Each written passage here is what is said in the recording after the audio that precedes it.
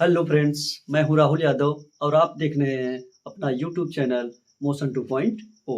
तो दोस्तों, कक्षा 11 की मैथ्स की तीसरी क्लास में चौथी क्लास में एक बार फिर से आपका स्वागत है। तो दोस्तों, हम एक्सरसाइज 1.1 को समाप्त कर चुके हैं।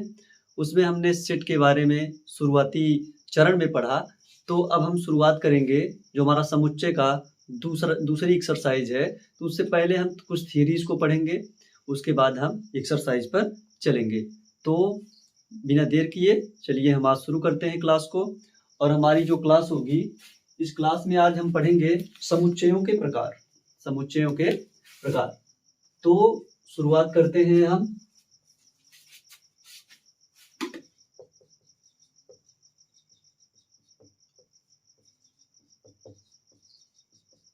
समुच्चयों के प्रकार, types of set. Types of set. अब जैसा कि यह क्लास नंबर 4 है, चौथी क्लास है। और इस चौथी क्लास में हम समुच्चय सिद्धांत, जो हमारा चैप्टर है, चैप्टर नंबर 1 है।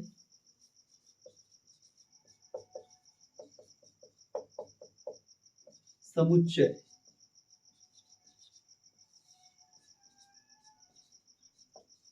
सेट्स, तो जिसके बारे में हम पढ़ेंगे। तो यहाँ पर हमारी जो हेडिंग होगी वो होगी समुच्चयों के प्रकार, टाइप्स ऑफ सेट्स। तो इसमें हमारा जो पहला सेट है वो है रिक्त समुच्चय।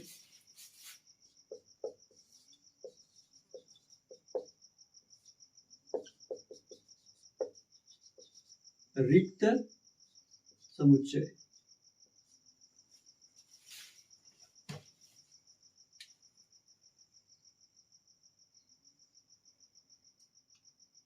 रिक्त समुच्चय या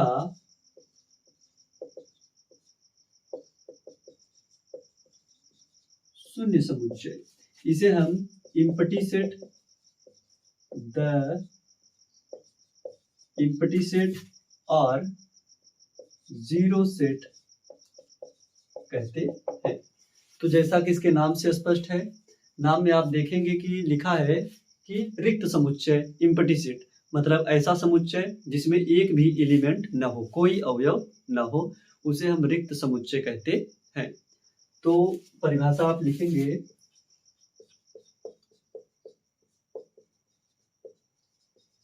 ऐसा समुच्चय जिसमें कोई अवयव को हम अंग्रेजी में एलिमेंट कहते हैं, कोई अवयव, ऐसा समुच्चय जिसमें कोई अवयव न हो, कामा, उसे रिक्त समुच्चय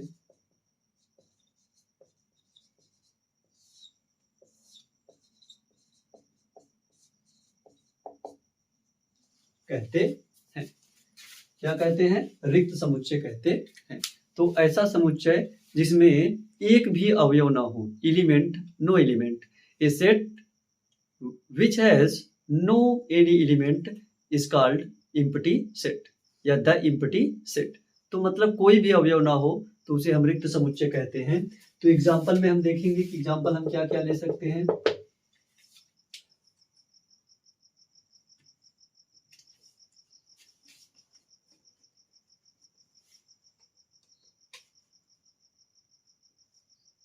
और हाँ, एक मिनट पहले इसे हम देखते हैं कि हम रिप्रेजेंट किससे करते हैं। तो रिक्त समुच्चय को या इसे हम फाई, इसे क्या कहते हैं? फाई, या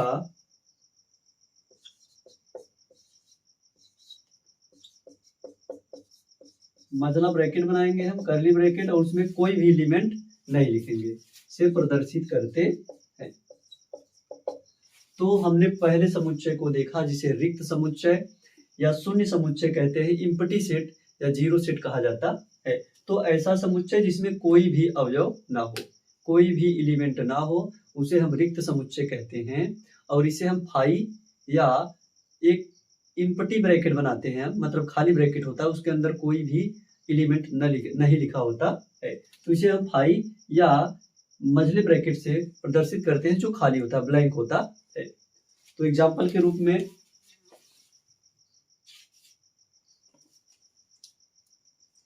जैसे कि हम एक एग्जाम्पल देखें,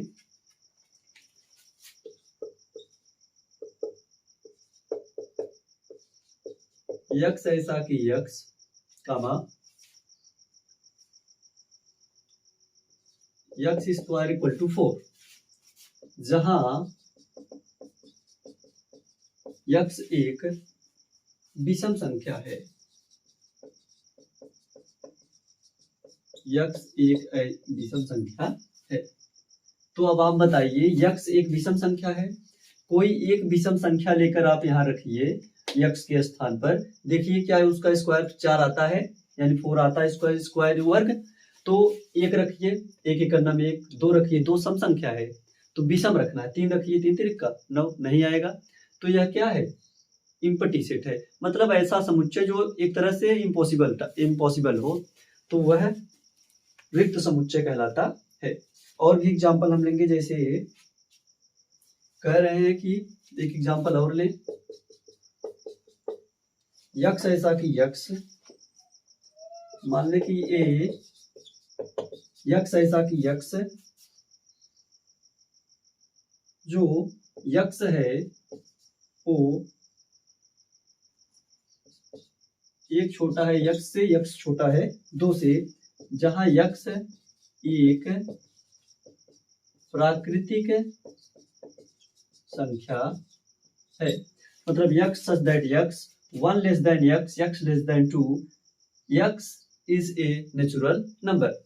तो आप बताइए, क्या कोई ऐसी एक संख्या है जो 1 और 2 के बीच हो और नेचुरल नंबर हो, मतलब प्राकृतिक संख्या हो? तो हम देखेंगे कि ऐसी कोई भी संख्या पॉसिबल नहीं है, क्योंकि प्राकृतिक संख्याएं जो होती हैं, नेचुरल नंबर जो होती है, 1 से शुरू होती हैं, 1 के बाद 2 आता है, और बीच की बात कर रहा है 1 और 2 के बीच, तो 1 और 2 के बीच कोई भी प्राकृतिक संख्या नहीं होती है, इसीलिए यह कैसा सेट है, इम्पटी सेट है। उसके बाद और एग्जाम्पल में बहुत से एग्जाम्पल लिखे हैं, इन्हें हम देख सकते हैं। अब हम दूसरे टाइप पर आते हैं। और भी एग्जाम्पल में जैसे हमसे कह दिया जाए कि इस पृथ्वी पर वर्तमान में जीवित ऐसे व्यक्तियों का समुच्चय जिनकी आयु 200 वर्ष या इससे अधिक है, तो आप सोचकर बताइए कि क्या पृथ्वी पर इस समय कोई ऐसा व्यक्ति जिंदा है, या ऐसे व्यक्तियों का समूह जिंदा है जिनकी आयु 2 वर्ष से अधिक हो और वो जिंदा हो इस समय? तो ऐसा इम्पॉसिबल है, असंभव है, ऐसे कोई व्यक्ति नहीं है। तो अतः यह सेट क्या होगा, रिक्त समुच्चय होगा, इम्पटी सेट होगा। तो जहां पर असंभव टाइप की बातें दिखाई पड़े और वैसा हो न, तो वहां पर रिक्त समुच्चय होता है। अब हम नंबर दूसरे पर आते हैं। दूसरा हमारा समुच्चय का प्रकार है एकल समुच्चय। कौन सा समुच्चय, एकल समुच्चय। एकल समुच्चय, और एकल समुच्चय को हम अंग्रेजी में सिंगल सेट या सिंगलेटन सेट कहते हैं, या सिंगल सेट भी कहा जाता है। तो नाम से स्पष्ट है, बताइए परिभाषा क्या होगी? तो डिफिनीशन इसकी होगी कि ऐसे समुच्चय जिनमें केवल एक अवयव होता है, only one element, a set which has only one element is called single set. तो परिभाषा हम लिखेंगे कि ऐसा समुच्चय जिसमें केवल एक अवयव होता है,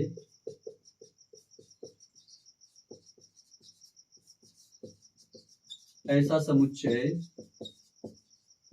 जिसमें केवल एक अवयव होता है, कमा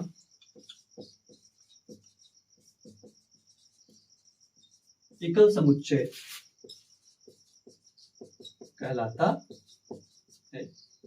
तो अंग्रेजी में भी आप परिभाषा लिख सकते हैं, जैसा कि मैंने बोला कि a set with a only single element is called singleton या सिंगल सेट, मतलब ऐसा समुच्चय जिसके पास केवल एक एलिमेंट हो, एक अवयव हो। तो एग्जाम्पल के रूप में देखें, जैसे एग्जाम्पल में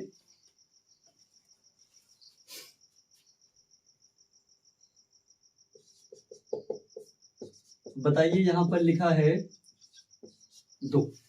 एक समुच्चय है ए जिसमें एक एलिमेंट है 2। उसके बाद बी लिख दें हम, मान लें कि बी एक सेट है और इसमें लिखा है आई। बताइए कैसे सेट है? एकल समुच्चय है जिनमें केवल और केवल एक अवयव है। और भी एग्जांपल में जैसे हम मान लें कि एक सेट है हमारा सी, यक्स ऐसा कि यक्स, यक्स ऐसा कि यक्स, यक्स ऐसा कि यक्स,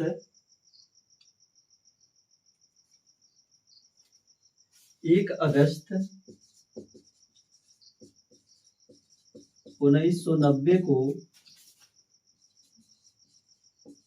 उत्तर प्रदेश का राज्यपाल था। अब बताइए इसमें 1 अगस्त 1990 को उत्तर प्रदेश के कितने राज्यपाल होंगे? सिर्फ एक ही राज्यपाल होगा। इससे संबंधी प्रश्न और भी बनाए जा सकते हैं कि यक्स ऐसा कि यक्स 2015 में 2020 में भारत का एक प्रधानमंत्री था। तो बताइए उस समय एक ही प्रधानमंत्री है। तो यहाँ पर ऐसे समुच्चय जिनमें केवल एक अवयव होता है, केवल एक एलिमेंट होता है, ऐसे समुच्चय को हम एकल समुच्चय कहते हैं। तो इसका आप स्क्रीनशॉट लें, उसके बाद हम अगले नंबर पर चलते हैं।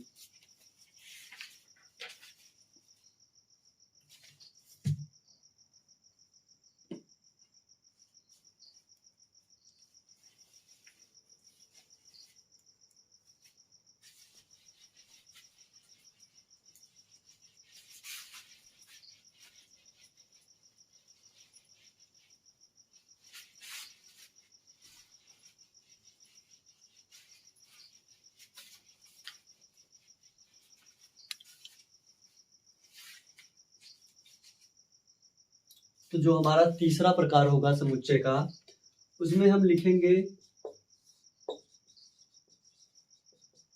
परिमित समुच्चय।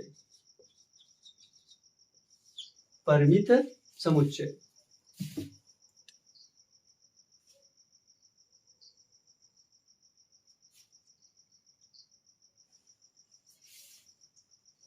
परिमित समुच्चय।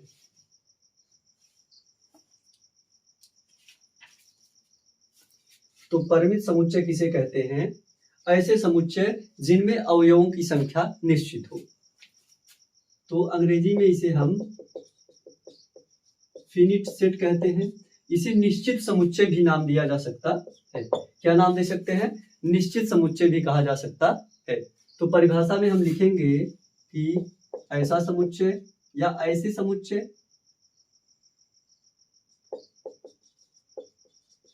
ऐसे समुच्चय जिनके अवयवों की संख्या निश्चित हो, जिनके अवयवों की संख्या निश्चित हो, या ऐसे समुच्चय जिनके अवयवों की गणना की जा सके, हम उनके एलिमेंट को कैलकुलेट कर सकें। तो जब निश्चित होंगे तो जाहिर सी बात है कि हम उन्हें गिन सकेंगे। तो अगर साधारण सी भाषा में कहें तो ऐसा समुच्चय जिसके अवयवों की संख्या को हम गिन सके, किसके पास कितने अवयव हैं, तो ऐसा समुच्चय निश्चित समुच्चय या परिमित समुच्चय कहलाता है। तो ऐसे समुच्चय जिनके अवयवों की संख्या निश्चित हो, कामा परिमित समुच्चय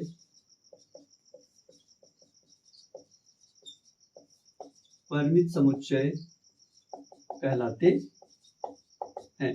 तो यहां से आप डबल इन्वर्टेड कामा परिभाषा में क्लोज कर देंगे। एग्जाम्पल के रूप में लिखेंगे, जैसे मान लें कि हमारा एक सेट है ए,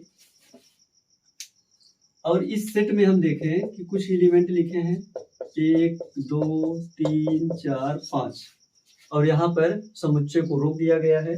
मतलब जो इसके एलिमेंट हैं आप देखें कि गिन सकते हैं कि नहीं कि कितने एलिमेंट हैं। 1 2 3 4 5, केवल 5 अवयव है। तो यह कैसा समुच्चय है? परिमित समुच्चय है। या अब तक जिसे कहा जाए कि आजादी से लेकर अब तक भारत के सभी प्रधानमंत्रियों का समुच्चय। तो कितने प्रधानमंत्री हुए? 14 15। जितने हुए 14 तो हम बता सकते हैं गिन के। तो यह कैसा समुच्चय है? यह परिमित समुच्चय है, फिनिट सेट है। उसके बाद जैसे कहा जाए आजादी के बाद से लेकर अब तक भारत में हुए राष्ट्रपतियों की संख्या।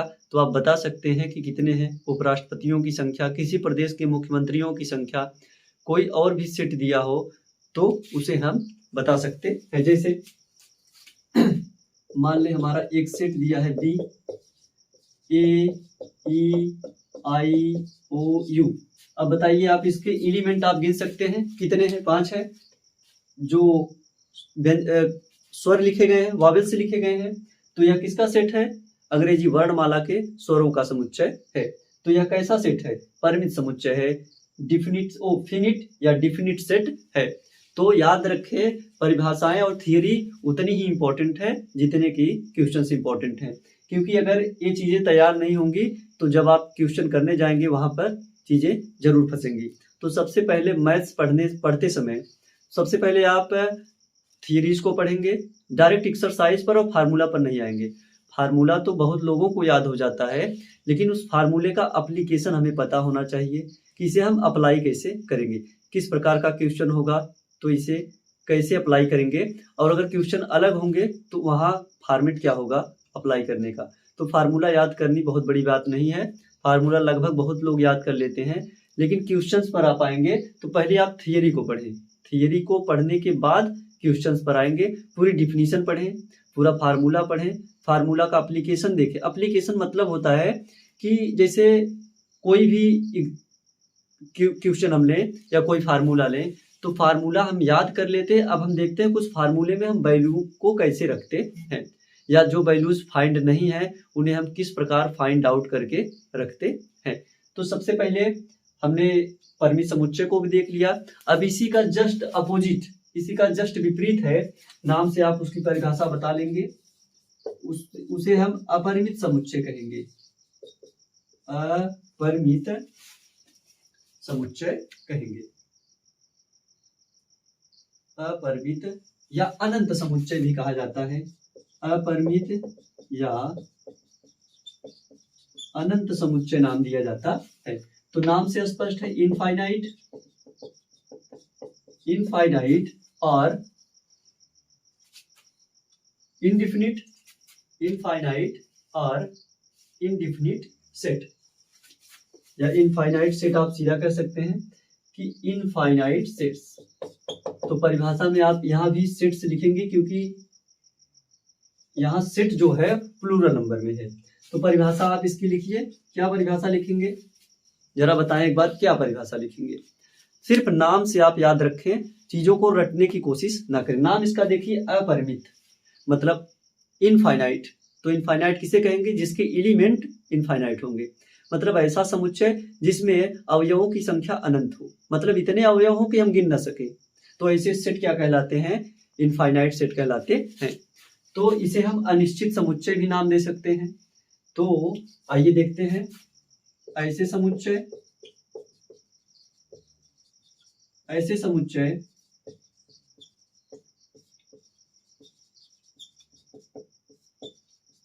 जिनके अवयवों की संख्या अनिश्चित हो, मतलब गिना ना जा सके, क्या हो? गिना न जा सके, अनिश्चित हो, कामा, उन्हें अपरिमित समुच्चय कहते हैं, उन्हें अपरिमित समुच्चय कहते हैं। तो मेरा मार्कर इस समय थोड़ा कमजोर हो गया है, थोड़ा कम चल रहा है, तो इसलिए थोड़ा गाढ़ा नहीं दिख रहा होगा। तो लेकिन अगर आप लोग वीडियो देखें तो वीडियो में मैंने देखा कहीं कहीं वीडियो में कुछ प्रॉब्लम्स हैं, अभी शुरुआती चरण है, धीरे धीरे मैं चीजें ठीक कर दूंगा। तो वीडियो में कुछ चीजें स्पष्ट दिखाई नहीं पड़ रही हैं, तो आप वीडियो को देखते समय क्वालिटी, प्लीज क्वालिटी को बढ़ा लें, एमबी ना देखें कि एमबी ज्यादा समाप्त होगी, क्वालिटी को बढ़ाकर वीडियो देखें। तो इसकी परिभाषा, तो ऐसे समुच्चय जिनके अवयवों की संख्या अनिश्चित हो, मतलब जिसके पास जो एलिमेंट है वो इनफाइनाइट नंबर में हो, जिन्हें हम गिन ना सके, तो ऐसे सेट अपरिमित समुच्चय कहलाते हैं, इनफाइनाइट सेट कहलाते हैं। एग्जाम्पल में हम आइए देखते हैं कि क्या क्या हो सकता है। देखिए पहला एग्जाम्पल, मान लें कि कोई सेट ए है, या एन मान ले, नेचुरल नंबर का सेट मान ले, 1 2 3 4 4 4 डॉट डॉट डॉट डॉट कहाँ तक, इनफाइनाइट तक। अब बताइए यह कैसा सेट है। ये तो पता है कि यह प्राकृतिक संख्याओं का समुच्चय है, the set of natural numbers. लेकिन आप यहाँ गौर करेंगे तो डॉट डॉट लगा है, मतलब इस प्रकार संख्या आगे अनंत तक चलती रहेगी, अर्थात हम अवयवों की संख्या को गिन नहीं सकते। और जब अवयवों की संख्या को गिन नहीं सकते तो एक ऐसा समुच्चय होगा, अपरिमित समुच्चय होगा। इसी प्रकार आइए हम और एग्जाम्पल लेते हैं। जैसे मान ले एक एग्जाम्पल है ई करके इवन नंबर, मान ले 2 4 6 8 डॉट डॉट डॉट। अब बताइए आप यह कैसा सेट है तो यह सम संख्याओं का समुच्चय, the set of even numbers. लेकिन क्या आप इसके एलिमेंट गिन सकते हैं?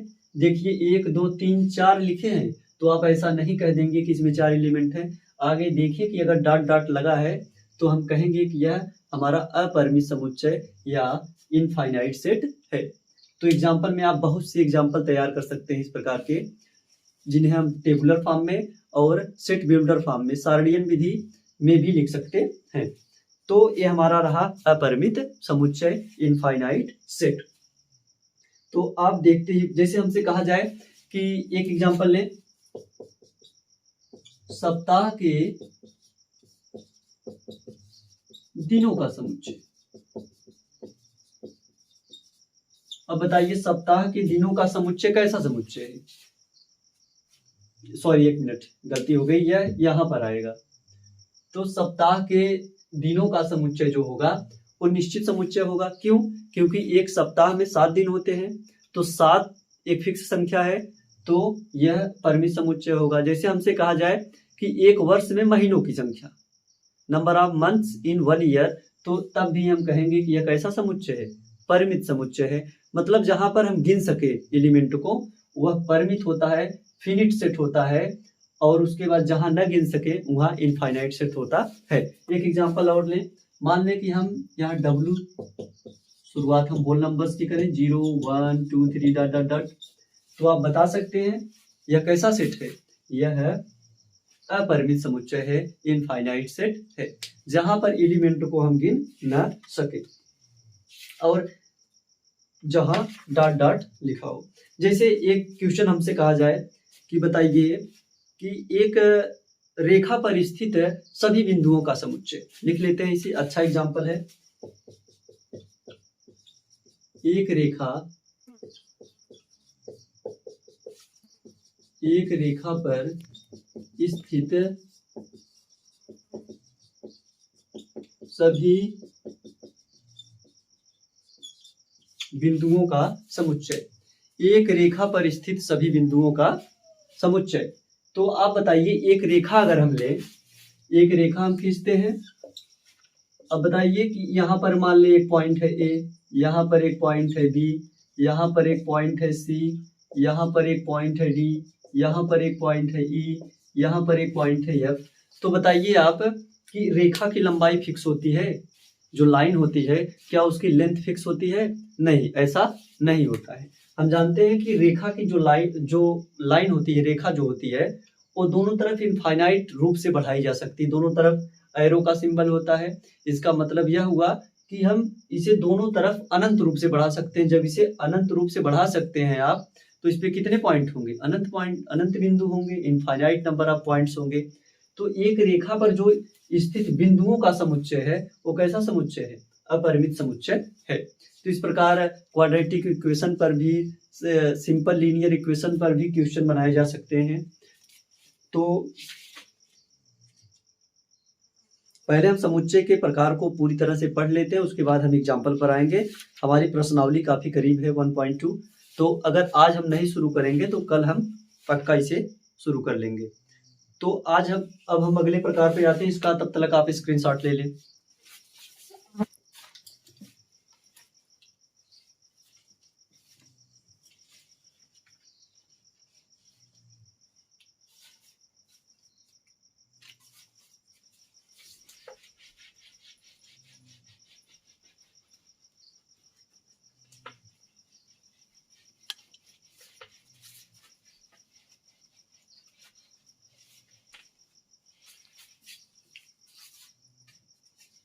तो हमने कितने प्रकार पढ़े? परिमित, अपरिमित, एकल और उसके बाद शून्य समुच्चय। तो 3 प्रकार हम पढ़ चुके हैं। अब हम चौथे प्रकार पर चलेंगे। तो जो हमारा चौथा प्रकार होगा वह होगा समान समुच्चय, इक्वल सेट।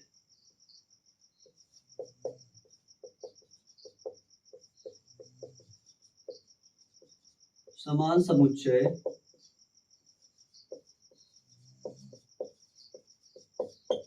Equal sets. तो समान समुच्चय में हम पढ़ेंगे कि माना 2 समुच्चय है हमारे पास,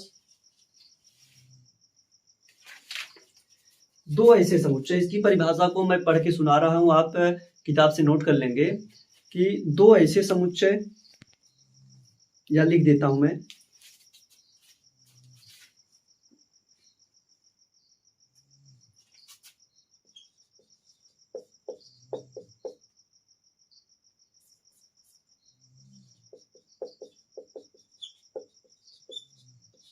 दो समुच्चय ए व बी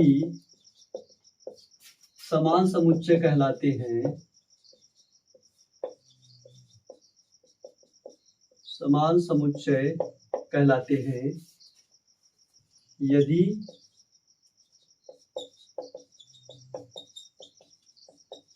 ए का प्रत्येक अवयव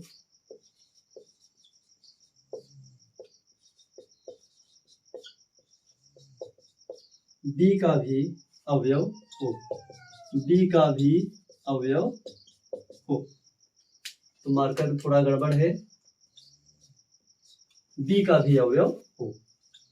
इसका मतलब क्या है कि 2 समुच्चय हों ए और बी, 2 सेट हमारे सामने दिए गए हों ए और बी, पूछा जाए कि क्या ये समान है, तो आप देखिए उनमें आप देखेंगे कि अगर जो ए में लिखा है अगर वही चीजें बी में लिखी हैं तो हम कहेंगे कि दोनों क्या है, समान समुच्चय हैं। और यदि एक भी एलिमेंट मिस हो, एक भी एलिमेंट मिसिंग आउट हो कि एक समुच्चय में दिया गया हो अगले में न दिया गया हो, तो हम कहेंगे कि ये दोनों समान समुच्चय नहीं है। मतलब समुच्चय समान तब होंगे जब दोनों में जो एलिमेंट दिए गए, जो अवयव दिए गए हैं, वो वही अवयव हो जो पहले में है और दूसरे में भी है। लेकिन एक बात याद रखेंगे कि क्रम निश्चित न हो तो इससे कोई फर्क नहीं पड़ेगा। मतलब आगे पीछे एलिमेंट हो सकते हैं, इससे कोई फर्क नहीं पड़ने वाला। जैसे एग्जांपल में हम देखते हैं, जैसे एक एग्जांपल लें हम कि यदि मान लें कि यदि ए हमारा एक समुच्चय है, ए बराबर 2 4 6 10, मान लें कि ये हमारा समुच्चय लिखा है। उसके बाद बी हमारा लिखा है 10 2 6 4। हमसे पूछा जाए कि बताइए क्या दोनों समान समुच्चय हैं, तो आप देखिए इसमें 2 4 6 10 लिखा है, इसमें 10 2 4 6 4 लिखा है। चीजें वही है, आगे पीछे करके है, उनका ऑर्डर चेंज कर दिया गया है। तो आप याद रखेंगे इस बात को कि जो सेट की इक्वलिटी होती है वो एलिमेंट के ऑर्डर पर डिपेंड नहीं करती है। It is not depend on the order of the element. तो एलिमेंट आगे पीछे हो सकते हैं तो भी जो हमारे सेट होंगे वो इक्वल होंगे। तो हम कहेंगे यहाँ पर सेट ए इक्वल है सेट बी के, सेट ए इक्वल है सेट बी के। तो ऐसे बहुत से एग्जाम्पल मिल सकते हैं, तो जिन्हें आप देख लेंगे। एग्जाम्पल बहुत अनंत एग्जाम्पल लिख सकते हैं आप, बहुत से एग्जाम्पल होंगे, किताबें भर जाएंगी। इसके लिए आप आर डी शर्मा को देखें, आर एस अग्रवाल को देखें, इन किताबों की मोटाई कितनी है आप देखेंगे। आर डी शर्मा 2 वॉल्यूम्स में, फर्स्ट वॉल्यूम सेकंड वॉल्यूम, सिर्फ क्लास 11th में, तो वहाँ पर थोड़ी चीज़ें ज़्यादा हैं और उसके बाद चीज़ें ज़्यादा होने के साथ साथ सवाल बहुत ज़्यादा है, क्वेश्चंस बहुत हैं, तो इसलिए किताबों की मोटाई बढ़ गई है। तो एग्जाम्पल आप बहुत लिख सकते हैं, अपने मन से भी सोचिए एग्जाम्पल कुछ। तो यहाँ समान समुच्चय नाम से स्पष्ट है कि ऐसे 2 समुच्चय जो समान हो, और समान कब होंगे, जब उनके एलिमेंट भी सेम होंगे। तो अगर एलिमेंट सेम नहीं है तो हम कहेंगे कि वो सेट क्या है, इक्वल नहीं है। तो एक आध एग्जाम्पल और देखें हम। जैसे मान लें कि एक एग्जाम्पल में हमने लिखा कि एक 2 सेट हैं, एक यक्स है, यक्स में लिखा है 1 2 3 4, और एक सेट y है, y में लिखा है 2 4। तो बताइए क्या ये दोनों इक्वल हैं? क्या ये दोनों सेट इक्वल हैं? तो यहाँ हम देखें तो पहले में 4 एलिमेंट है, दूसरे में केवल 2 एलिमेंट है। तो हम लिखेंगे कि यहाँ पर x not equal to y। तो हमारा जो समुच्चय A है वो हमारे समुच्चय B के बराबर नहीं है। तो यहाँ पर x और y समान समुच्चय नहीं है। x and y are not equal set. तो यहाँ पर चीजें बदल सकती हैं एग्जाम्पल दर एग्जाम्पल। और उसके बाद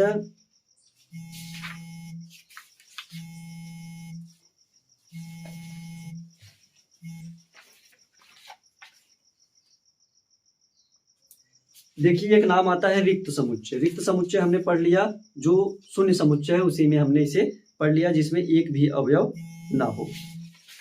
और उसके बाद